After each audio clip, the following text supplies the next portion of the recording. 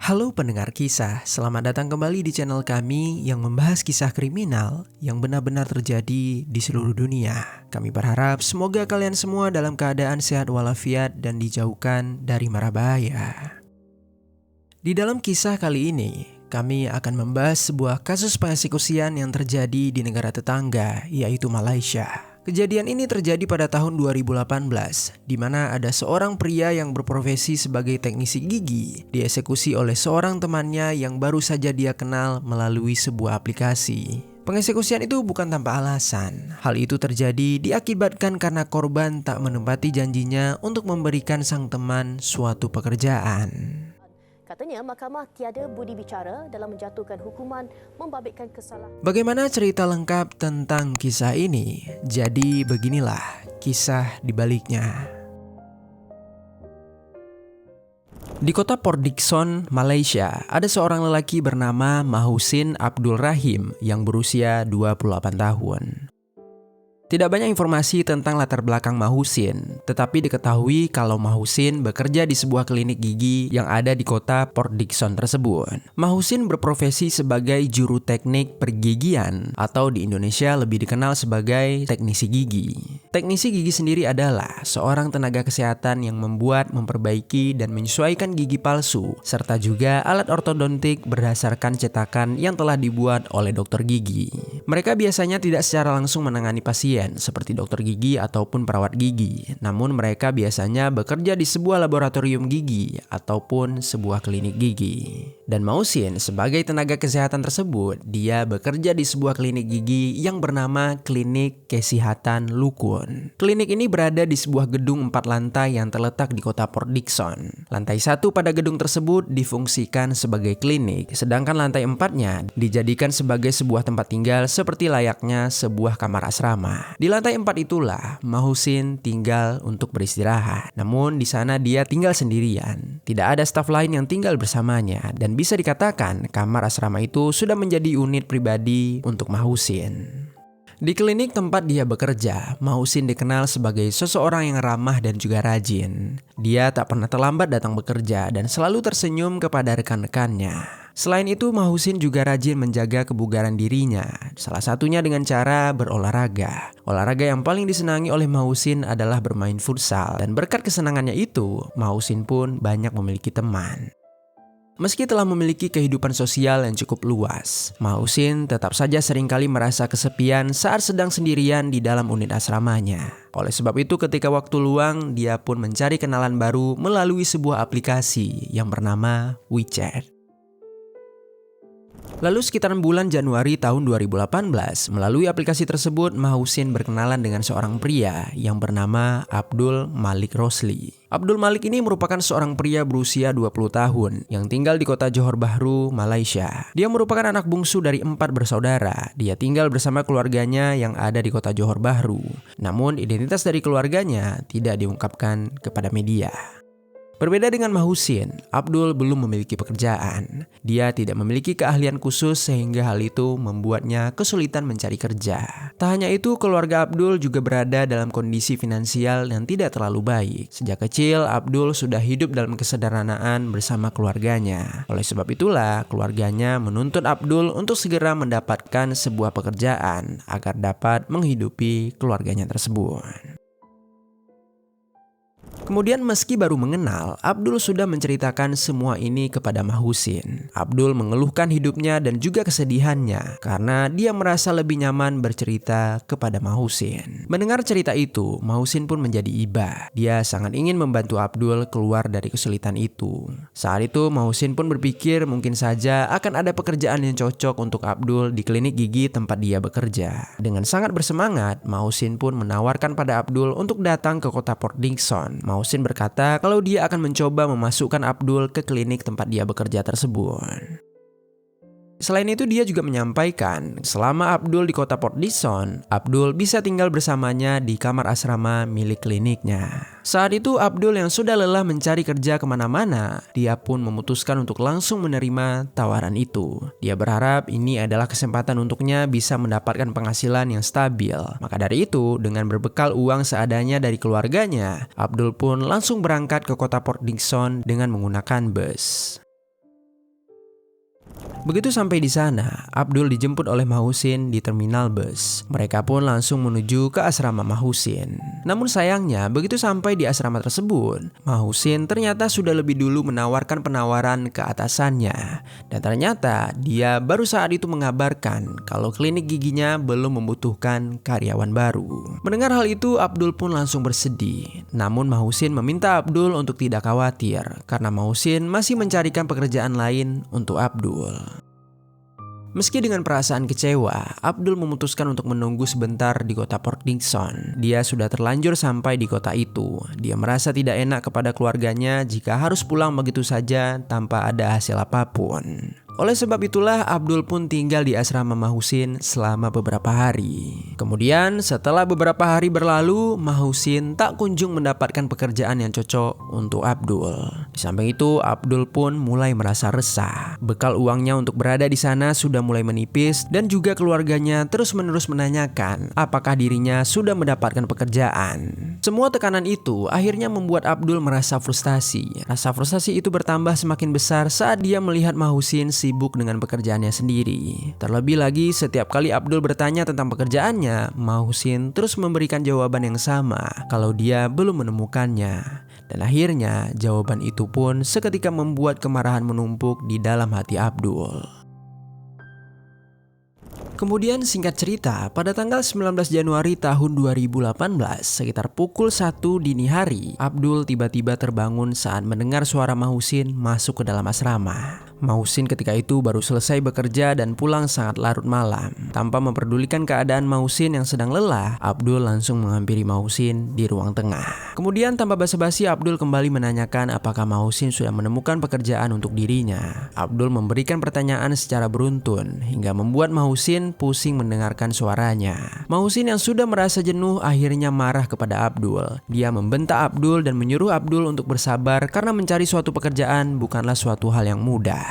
Setelah membentak Abdul, Mahusin langsung berjalan menuju kamarnya, berniat untuk beristirahat. Sedangkan Abdul berdiam diri di ruang tengah kaget dengan bentakan Mahusin. Bentakan itu membuat perasaan di dalam dirinya semakin bergejolak, marah, frustasi, serta putus asa. Semua bergabung menjadi satu. Dengan semua gejolak emosi itu, Abdul pun tak bisa berpikir logis lagi.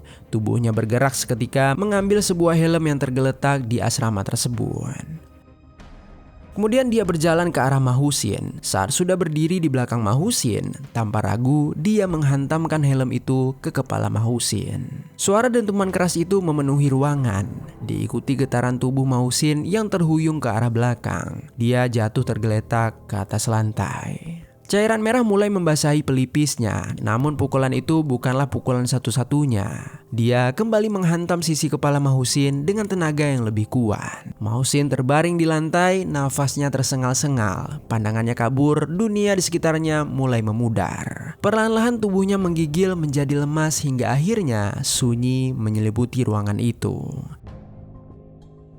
Mahusin menutup mata, dia tak lagi bernafas. Sedangkan Abdul mencoba untuk mengatur helaan nafasnya, membiarkan kekesalan dan kemarahan terlepas dari tubuhnya. Dia memandang tubuh Mahusin, menyadari apa yang baru saja dia perbuat.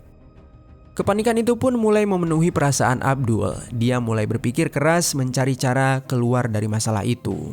Setelah beberapa lama berpikir, Abdul pun memutuskan untuk kabur dari tempat tersebut. Dengan hati-hati dia membersihkan dirinya, berganti baju lalu merapikan barang-barangnya. Setelah selesai mengemasi barangnya, Abdul melihat ke sekeliling kamar. Dia menggeledah kamar tersebut mencoba mencari barang-barang berharga. Kemudian Abdul berhasil menemukan kunci motor dan juga dompet milik Mahusin. Dia pun langsung memeriksa dompet itu dan di dalamnya dia mengambil kartu kredit dan juga sejumlah uang tunai. Kemudian setelah mendapatkan kunci motor dan juga helm, Abdul pun langsung meninggalkan asrama Mahusin. Dan ketika itu dia tidak lupa mengunci pintu dari luar sebelum dirinya pergi. Lalu singkat cerita 3 hari setelah pengeksekusian itu, tepatnya pada tanggal 22 Januari tahun 2018, salah satu teman kerja Mahusin mendatangi asrama Mahusin yang terdapat di lantai 4. Dia dan rekan kerjanya yang lain mulai khawatir karena Mahusin tak kunjung datang untuk bekerja. Selain itu, dia juga tak bisa dihubungi dan karena itulah dia pun memutuskan untuk mencari Mahusin di kamar asramanya. Saat sampai di depan pintu asrama, temannya ini mencoba untuk menggedor pintu. Dia memanggil-manggil nama Mahusin. Namun tak ada jawaban dari dalam. Dan setelah beberapa menit berada di depan pintu, teman Mahusin malah mencium bau busuk dari dalam kamar asrama. Mencium bau tersebut, dia pun menjadi curiga. Dia langsung memanggil pengurus gedung untuk meminta membukakan pintu asrama tersebut. Setelah pintu terbuka, teman Mahusin dan pengurus gedung langsung masuk ke dalamnya. Mereka mencari sumber bau di dalam kamar itu. Bau itu mengarahkan mereka ke sebuah ruangan kamar lainnya. Dan ketika dibuka, terkejutlah mereka ketika melihat Mahusin tergeletak tak bernyawa. Pemandangan itu benar-benar mengerikan. Mereka berteriak histeris dan dengan tangan gemetar, mereka langsung menelpon pihak kepolisian untuk melaporkan penemuan itu. Setelah menunggu beberapa saat, polisi pun sampai di lokasi kejadian. Polisi langsung mengevakuasi jasad korban untuk dibawa ke rumah sakit untuk dilakukan proses otopsi. Selain itu, di tempat kejadian, polisi juga meminta beberapa keterangan dari orang-orang yang menemukan jasad korban. Dan dari sanalah mereka mengetahui kalau korban adalah Mahusin Abdul Rahim. Kemudian saat memeriksa keadaan lokasi, polisi juga menemukan bekas-bekas penggeledahan di kamar Mahusin. Polisi sempat berasumsi kalau kasus ini adalah sebuah pencurian yang berakhir menjadi sebuah pengeksekusian. Mereka pun memeriksa barang-barang apa saja yang hilang dari kamar Mahusin. Dengan bantuan teman-teman Mahusin, polisi mengetahui kalau Mahusin memiliki sebuah sepeda motor dengan merek Yamaha Y15ZR. Tetapi anehnya, motor tersebut tidak berada di lokasi kejadian. Oleh sebab itu, polisi pun langsung memasukkan motor itu ke dalam daftar barang yang dicuri oleh pelaku. Selain motor, juga ada kartu kredit milik korban yang telah hilang di dalam sebuah dompet korban.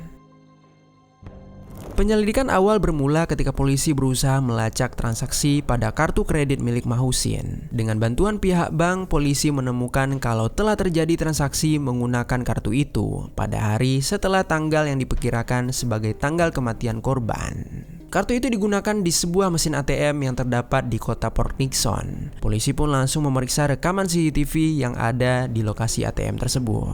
Dan ketika memeriksa itulah, polisi akhirnya menemukan rekaman seorang pria yang menggunakan kartu kredit milik Mahusin. Setelah mendapatkan wajah yang diduga pelaku, polisi langsung mengkonfirmasi kepada teman-teman Mahusin tentang apakah mereka mengenal pria tersebut. Beberapa teman Mahusin mengatakan kalau mereka pernah melihat Mahusin bersama pria itu, namun mereka tidak mengetahui identitas darinya. Kemudian karena sulitnya menemukan identitas pelaku, polisi pun mempublish foto pelaku ke media massa. Mereka meminta masyarakat untuk memberikan informasi jika ada yang mengenal atau melihat pria tersebut. Akhirnya berdasarkan informasi dari masyarakat, polisi pun menemukan identitas dari tersangka, yaitu bernama Abdul Malik Rosli. Polisi mencoba untuk memeriksa latar belakang tersangka. Saat itu mereka menemukan kalau tersangka berasal dari kota Johor Bahru. Lalu singkat cerita, pada tanggal 30 Januari tahun 2018, polisi akhirnya menangkap Abdul di kediamannya. Dalam penangkapan itu, polisi juga menemukan barang bukti berupa motor, helm, dan juga kartu kredit milik Mahusin yang terdapat di dalam rumah Abdul. Dengan bukti itu, polisi Port Dickson langsung membawa Abdul kembali ke kota Port Dickson untuk dilakukan proses interogasi. Dalam proses interogasi, Abdul akhirnya mengakui segala perbuatannya. Dia menjelaskan kalau dirinya baru saja mengenal Mahusin dari sebuah aplikasi yang bernama WeChat. Dia mengaku kilaf telah mengeksekusi Mahusin karena di saat itu dirinya sangat marah kepada Mahusin yang tak kunjung menepati janjinya memberikan pekerjaan kepadanya. Polisi pun langsung menjadikan pengakuan itu sebagai bukti tambahan, lalu mengumpulkan bukti-bukti lainnya untuk diserahkan kepada kejaksaan supaya proses peradilan bisa dilaksanakan. Kemudian setelah beberapa lama, proses persidangan pun dilangsungkan. Tetapi tidak ada rincian tentang kapan persidangan itu dilaksanakan atau kronologi persidangan. Namun salah satu media Malaysia memberitakan kalau pada tanggal 27 Oktober tahun 2022, pengadilan telah menyatakan kalau Abdul bersalah atas pengeksekusian berencana. Hal ini karena jaksa telah menekankan kalau Abdul tak hanya mengambil nyawa Mahusin, tetapi dia juga mengambil barang-barang Mahusin. Hal ini pun menunjukkan kalau Abdul memiliki niat tersembunyi saat melukai Mahusin. Dan akhirnya hakim pun memvonis kalau Abdul dijatuhi hukuman eksekusi dengan cara digantung. Saat keputusan ini ditegaskan, Abdul tidak menerimanya begitu saja. Pihak pengacara Abdul langsung melayangkan banding dengan meminta pengurangan hukuman. Pihak pengacaranya berargumen kalau kejahatan yang terjadi bukanlah kejahatan yang direncanakan, melainkan sebuah perilaku impulsif. Lalu setelah bertahun-tahun banding tersebut dilayangkan, persidangan untuk banding itu akhirnya dilaksanakan, di mana pada tanggal 6 Maret tahun 2025, hakim memutuskan untuk mengabulkan permintaan banding pengacara dari Abdul. Mereka memberikan keringanan hukuman kepada Abdul, yaitu dengan mengubah hukuman eksekusi menjadi hukuman penjara 30 tahun termasuk dengan 12 kali cambukan rotan. Putusan ini menandakan selesainya kasus tersebut. Kini Abdul akan mendekam selama berpuluh-puluh tahun di dalam penjara. Dia tak perlu lagi kebingungan mencari pekerjaan, namun ada harga lain yang lebih besar yang harus dia bayar. Nyawa yang diambil tidak akan bisa lagi dikembalikan. Mausin telah tiada, dia tak bisa lagi menjalankan hobinya bermain futsal atau meneruskan pekerjaan serta menggapai cita-citanya. Hidupnya telah terenggut, pupus sudah semua impian yang telah diperjuangkannya. Padahal dia hanya ingin berbuat baik, memberikan sedikit bantuan kepada seseorang yang sedang kesusahan. Namun sayangnya, kebaikan itu dibalas dengan tangisan dan juga rasa sakit. Untuk itu, mari sama-sama kita berdoa supaya Mausin beristirahat dengan tenang di alam sana.